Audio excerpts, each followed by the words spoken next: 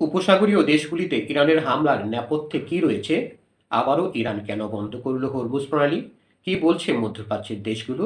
আসসালামু আলাইকুম দর্শক, বিস্তারিত জানতে চোখ রাখুন বার্তা নির্যাসে, সাথে থাকুন সাবস্ক্রাইব করে। মধ্যপ্রাচ্যে একযোগে 5 দেশে ইরানের অতর্কিত হামলা।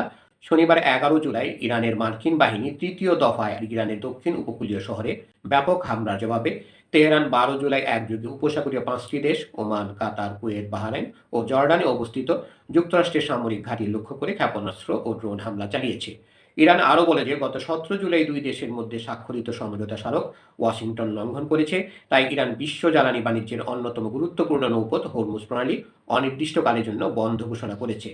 দর্শক, প্রশ্ন থেকে যাচ্ছে, যুক্তরাষ্ট্র এবং ইরানের মধ্যে সমঝোতা স্মারক স্বাক্ষরিত হওয়ার পরেও কেন এই পরিস্থিতির সৃষ্টি হলো? যুক্তরাষ্ট্র ও ইরানের মধ্যে হওয়া সমঝোতা স্মারকের বেশ কিছু অস্পষ্টতা থাকায় উত্তেজনা পুরোপুরি কমেনি। গত 6 জুলাই আইআরজিসি ওমান উপকূলের কাছে একটি কাতারি এলএনজি ট্যাঙ্কার সহ 3টি বাণিজ্যিক জাহাজে হামলা চালায়। এর জবাবে যুক্তরাষ্ট্র ইরানের সামরিক লক্ষ্যবস্তুতে হামলা শুরু করে। পরে ইরান উপসাগরীয় অঞ্চলে মার্কিন ঘাঁটিগুলোতে ক্ষেপণাস্ত্র ও ড্রোন হামলা চালালে মার্কিন প্রেসিডেন্ট ডোনাল্ড ট্রাম্প যুদ্ধবিরতি কার্যত বাতিল ঘোষণা করেন। এমন পরিস্থিতিতে শনিবার রাতে আইআরজিসি হরমুজ প্রণালী অনির্দিষ্টকালের জন্য বন্ধ ঘোষণা করে। তাদের দাবি, অনুমোদনহীন রুট ব্যবহার করা একটি কন্টেনার জাহাজে হামলা চালানো হয়েছে। রোববার আরও একটি জাহাজে হামলার কথা জানায় ইরান। নতুন করে সংঘাত শুরুর পর থেকেই ইরান অভিযোগ করে আসছে, উপসাগরীয় সহযোগিতা পরিষদের সদস্য দেশগুলো যুক্তরাষ্ট্রকে সামরিক ঘাঁটি ও আকাশসীমা ব্যবহারের সুযোগ দিয়ে হামলায় সহযোগিতা করছে। এর জেরে তারা উপসাগরীয় দেশগুলোতে হামলা চালিয়েছে।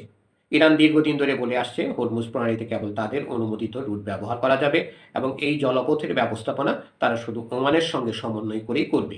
অন্যদিকে যুক্তরাষ্ট্র ও জিসিসিভুক্ত দেশগুলো ইরানের এই দাবি প্রত্যাখ্যান করে আন্তর্জাতিক নৌ চলাচল অবাধ রাখার আহ্বান জানিয়েছে।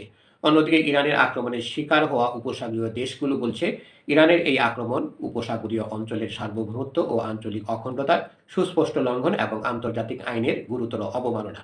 ধন্যবাদ সবাইকে এতক্ষণ ধরে আমাদের সাথে থাকার জন্য। আর সংবাদ পেতে আমাদের বার্তা নিউজ চ্যানেলটি সাবস্ক্রাইব করে সাথেই থাকুন।